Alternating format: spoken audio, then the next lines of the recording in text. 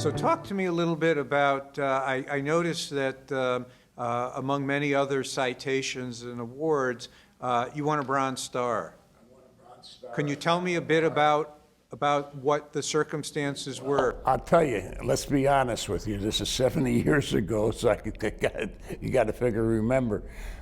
As a kid, when I was 21 years old, I did that. I went out and got all these soldiers, the 25 or 26 soldiers that were under fire, and brought them in. But as of right now, I would not do it because I'd have a little more sense. Mm-hmm. But like I say, I was a company aid man, and that's what they. I was with the 78th Division, 310th Infantry. We were under fire, and when there's nothing much you can do as a medic. All you can do is send them on and put them in an ambulance and ship them out if they were real hurt. If not, you put a patch on and send them back out in the field again.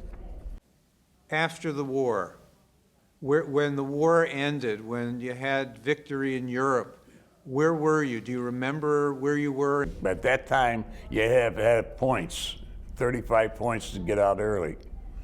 So my captain gave me the Bronze Star. I says, I need points. He says, all right, you're going to get a Bronze Star anyways. You got a point for every time every year you were in the service, every year overseas, every year you were Purple Heart and everything. It added up to 35, and I got out in 46.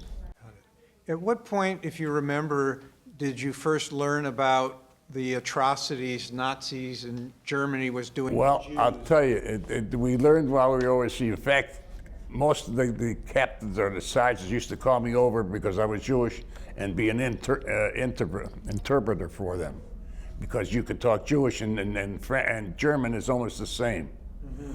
So when they captured some of the Germans and they didn't know what the hell they were talking about, they brought me over and I talked to them, and it's the same thing as like I'm talking to J.V. Gaston, all that is the same thing as Jewish.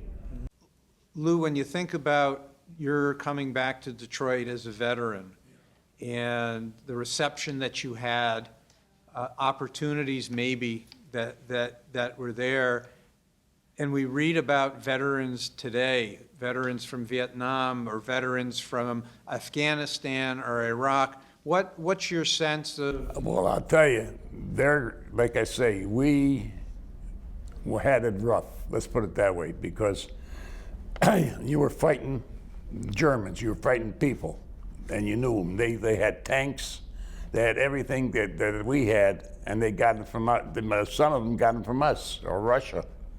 Now the ones like in Afghanistan, they're getting it from Syria, they're getting it from these other states, these Chaldeans or from Arabia and all that, which they're getting bad because they haven't got the what do you call it? I would say the muzzle that we had when we went in, because we were prepared for it when we went in. They're not prepared. So when your grandchildren first asked you, and I assume they did, about what was it like, Grandpa, Papa, Zadie? But what they did is they took my papers that I got from my discharge papers. You got papers telling you where you were at. They used them. They had to have something for school or something, and they still got them. My daughter-in-law still has it.